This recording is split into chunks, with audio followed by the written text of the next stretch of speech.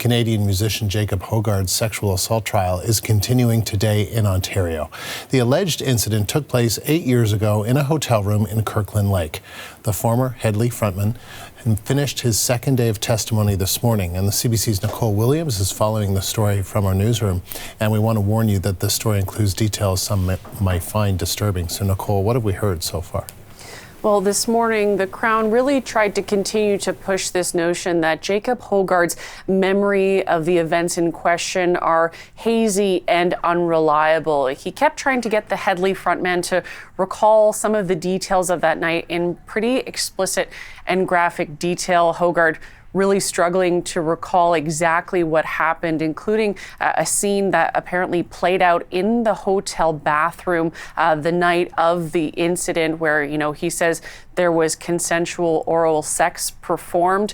Again, those are details that he didn't seem to quite be able to nail down.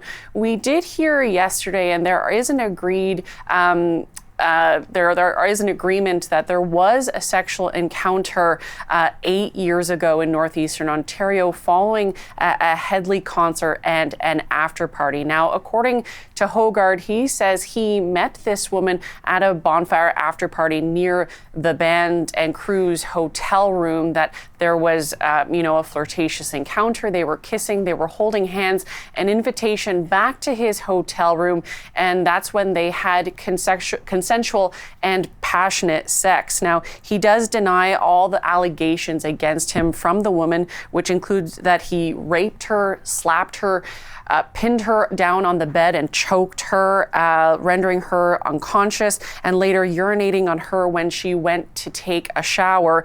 Now, the woman says he also degraded her, calling her a dirty little pig.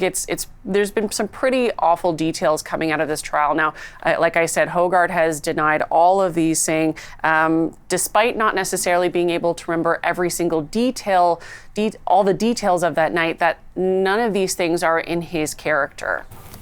And some of Hedley's crew members are also speaking today. What have we heard from them so far?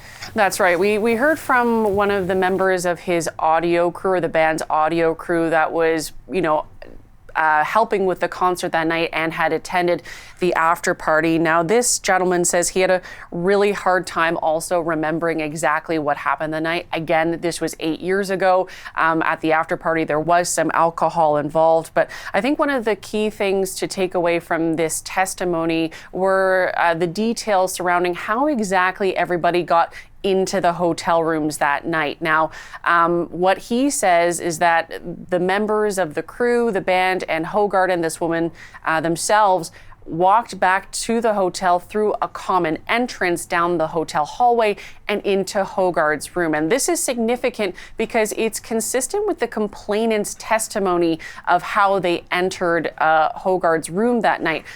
The musician himself has said no, in fact, they left the bonfire together and they went through the parking lot and entered his hotel room through an exterior sliding door directly into his room. So it's unclear, how significant this is to the Crown's case, but there is this thought that it could add some credibility to the complainant's versions of events. We will be hearing from another witness later on this afternoon. He actually should be taking the stand right now.